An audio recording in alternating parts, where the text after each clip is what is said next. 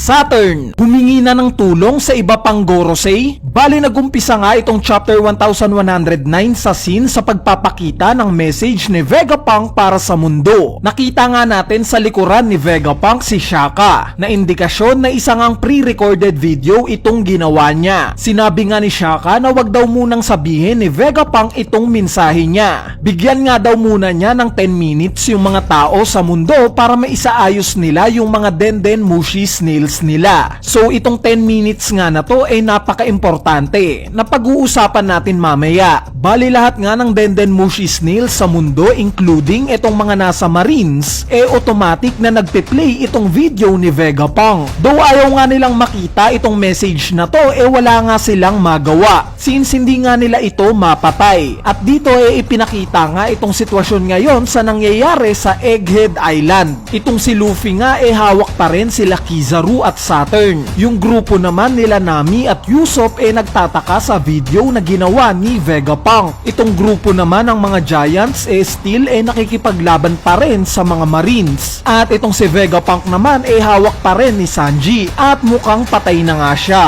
Hanggang sa napunta nga yung scene sa Merijoa. Ipinakita nga na pati itong mga Gorosei pinapanood itong video message ni Vegapunk. At habang nangyayari nga ito kinakausap nila si Gorosei Saturn. So wala nga silang means of communication na ginagamit at parang telepathy powers lang itong ginagawa nila. Tinanong nga ng mga Gorosei si Saturn kung talaga daw bang patay na si Vegapunk. Ang sinabi nga ni Saturn oo. Nakita nga daw niya mismo kung paanong pinatay ni Kizaru si Vegapunk. At dito nag-assume nga itong may blonde na buhok na Gorosei na kaya nagbo-broadcast ngayon itong mensahe ni Vegapunk dahil sa na-trigger ito ng pagkamatay niya. Sinabi nga niya na yung signal daw na pinanggagalingan netong message ni Vegapunk malamang daw na nasa Labu Base. At dito ipinakita na nga yung reaksyon ng mga tao sa iba't ibang parte ng mundo patungkol sa video na nilabas ni Vegapunk. Sa Dressrosa nga ipinakita itong mga sibilyan,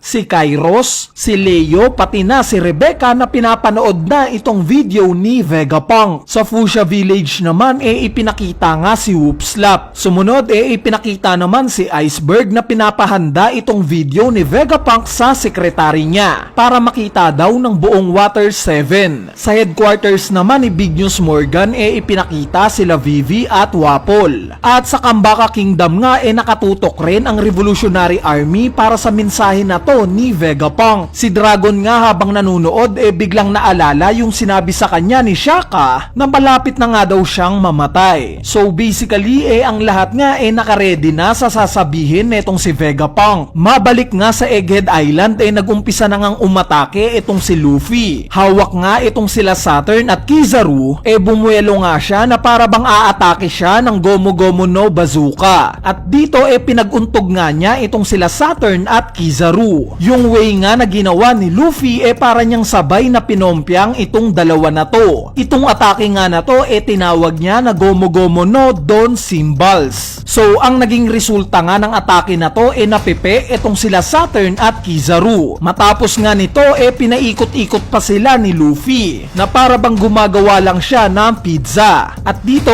ginawa na nga silang flying saucer ni Luffy. Hinagis nga sila palayo. Si Kizaru nga nakita nating napuruhan. Tumalsik nga siya sa isa sa mga barko ng Marines at mukhang hilong-hilo pa. Samantalang itong si Saturn naman parang wala ngang nangyari sa kanya. Mabilis nga siyang bumalik sa harap ni Luffy at aakma na ng isang atake. Nung makita nga ito ni Luffy medyo nainis siya at naguguluhan dahil hindi man lang daw nagkaroon ng damage itong si Saturn. Hanggang sa umatake na nga itong si Saturn na mabilis namang nailagan ni Luffy. Pero itong atake nga na to diversion lang dahil bigla na naman ngang kinontak ni Saturn itong iba pang mga Gorosei. Sinabi nga ng mga Gorosei sa Merijoa na wala na daw oras since magsasalita na nga daw si Vegapunk. Kaya naman ang ginawa nga ni Gorosei Saturn sinamon niya itong mga Gorosei. Hinawakan nga niya itong lupa na nagresulta ng paglabas na 4 pang Black Circle Stars. Nung makita nga ito ni Sanji nagbalik sa alaala niya yung nasaksihan niya na unang paglabas ni Saturn sa Egghead Island kung saan may nakita rin siyang Black Circle Star. Nung makita naman ito ni Luffy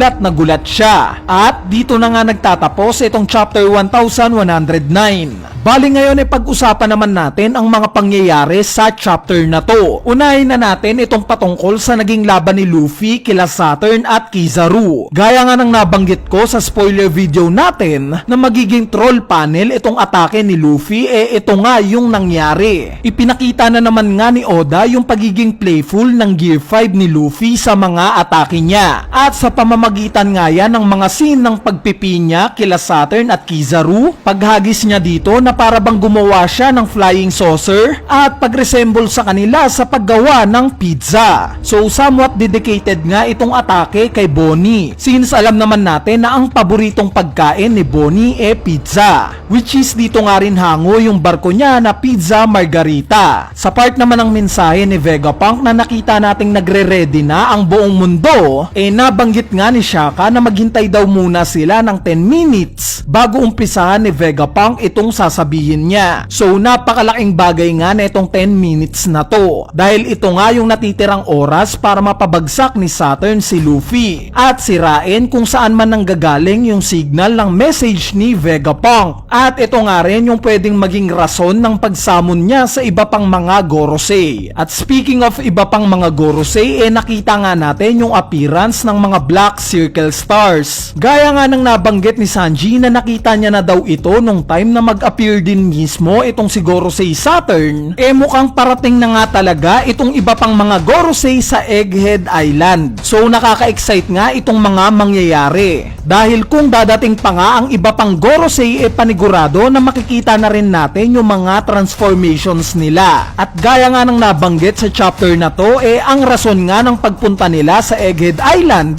obviously na para pigilan itong sasabihin ni Vegapunk patungkol sa katotohanan ng mundo. Dali-dali nga silang pupunta dito para wasakin itong signal na pinanggagalingan ng message ni Vegapunk. Given na nagbigay ng statement si Shaka na may 10 minutes daw itong si Vegapunk bago niya umpisahan itong sasabihin niya. Meaning kapag nag-appear na itong mga Gorosei sa Egghead Island, ang una nga nilang pupunteriyahin itong Labo Face. Since nabanggit nga ng isa sa mga Gorosei na ang hinala niya daw nandito nang gagaling yung signal sa video message ni Vegapunk. At alam naman natin na currently yung mga natitirang miyembro ng Straw Hat Pirates nasa Labo Face ngayon. Kaya naman ang magiging tanong, ano kaya ang mangyayari sa kanila? Makakaalis ba sila ng Labo Face bago ito pasabugin ng mga parating na Gorosei? Mapipigilan ba ni Luffy itong 5 Gorosei? Anyway, ayan na nga yung full chapter review natin para sa latest chapter ng manga na chapter 1109. As usual, yung mga hindi ko nga natalakay sa chapter na to, pag-uusapan na lang natin sa isang separate video. Kaya stay tuned lang sa channel natin para sa mas maraming One Piece contents. So yun lang, peace!